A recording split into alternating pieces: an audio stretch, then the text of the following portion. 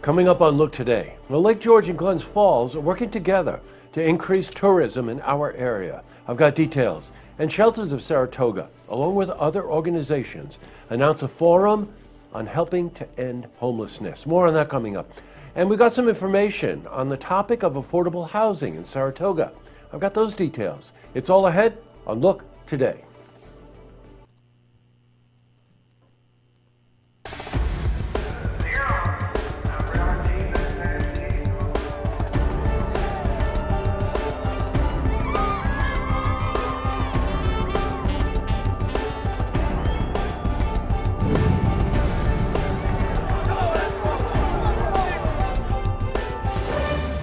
Welcome everyone, I'm Jay Hood Jackson and this is Look Today.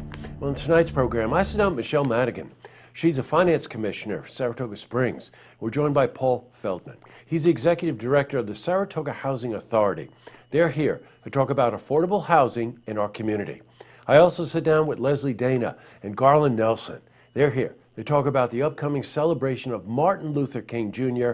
that's happening this weekend. Plus, we've got your weather for the Tri-North counties, but first, these headline stories. Well, in our lead story, in a collaborative effort to increase tourism in our area, the city of Glens Falls is working with the Lake George Regional Chamber of Commerce.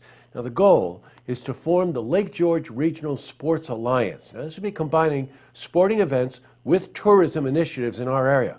When we spoke to Kristen Hannafin, she's a Special Events and Convention Services Director for Economic Opportunity.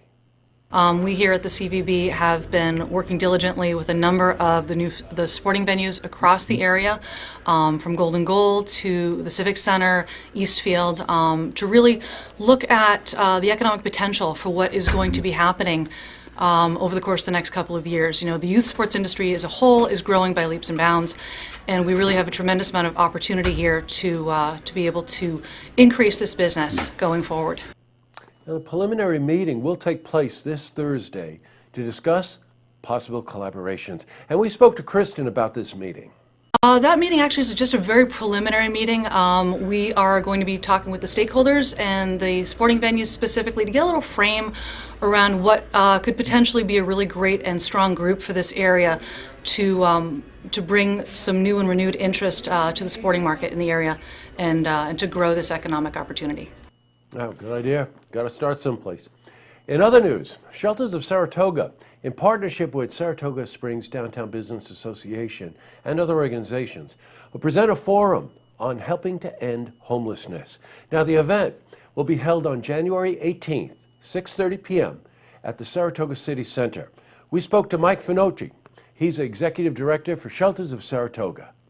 This forum that we're doing is to inform the public of an upcoming registry week we're going to do, and off of a registry week becomes a by name list of the homeless population, with the whole purpose of this list of knowing where to effectively refer these individuals so that they can get the services they need. And this is one of the steps that Community Solutions takes in ending homelessness.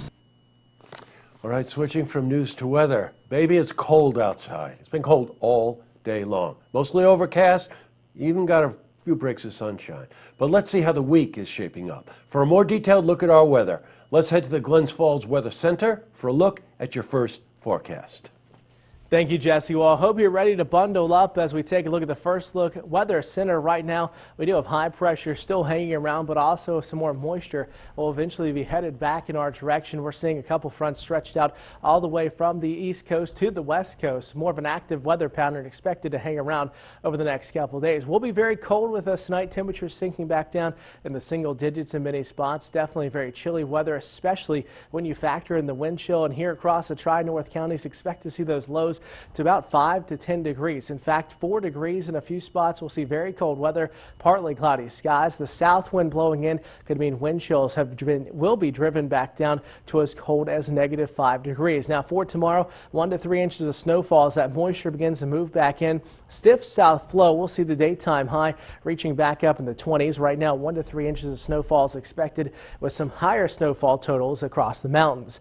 Right now, we continue to watch that chance of some showers in the picture. Wednesday, Thursday, Friday, all warming up in part due to that southerly flow, and a warm front slides by. We'll see a chance of showers through Friday, more mild weather, then another cold down expected to reach us by Saturday. We'll see some more sunshine Saturday and on through the weekend, and highs in the 20s. Well, that's it from the First Look TV Weather Center. Now let's get back to you, Jesse. Thanks, Brendan. Looks like we're going to get some snow. Back to the news.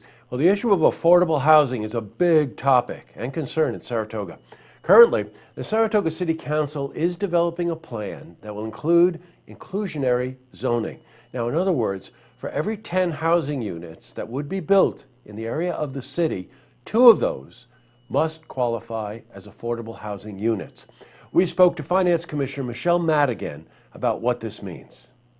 Mean that there really isn't any way for a homeowner to get equity in one of these affordable housing units that they might buy, and that leads to concerns because houses need upkeep.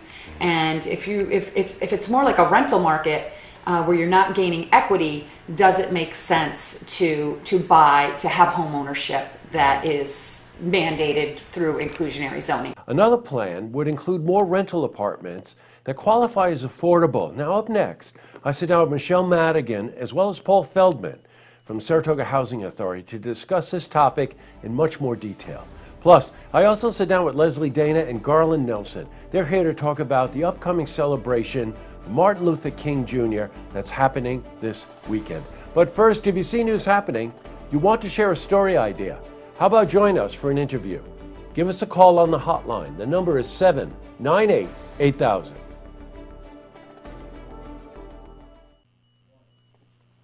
Well, that's all the time we have for this edition of Look Today. It's Monday, so we do Look Ahead. We got a lot of interesting things coming up this week. Jonathan Newell will be in, give us an update on the Strand Theater in Hudson Falls and other things music-related. Christine Duffany, president of SUNY Adirondack, is coming in for an interview. People from Project Phoenix is very interesting. Project Phoenix Rising are coming in to tell us about projects that they're working on. And the National Museum of Dance will also be in for an interview. Really interesting week. Couple of lookouts. Reminder that Cafe Lena is now back open, and they've moved their open mic night to Monday nights. So that means tonight, if you're catching an earlier broadcast, it's open mic night at the restored Cafe Lena, downtown Saratoga. And also, a lookout goes to Tom at Safe Light in Glens Falls. Andrew here had a broken windshield, and for one reason or another, didn't get there until late on Friday, and they stayed open to help him. So Tom, lookout goes to you and the people at Safe Light for helping Andrew out on Friday night, no less, get his windshield back in.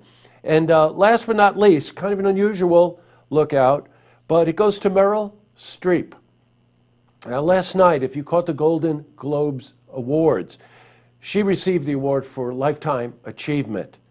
And she gave one of the most extemporaneous, heartfelt speeches I think I've ever heard, completely unscripted. It was about inclusion and the power of words and diversity. And how about setting positive examples? It's all over the web today. So if you catch it on the web, and if you don't know who Meryl Streep is, or as someone so eloquently put it this morning, the most overrated actress in Hollywood, can you believe that? Then it's probably not for you. But for the rest of us, it's online, and it's really worth watching. Tonight on Look TV, beyond the headlines and tracks. Don't forget, tune in tomorrow night for the stories that matter to you. Good night, everyone.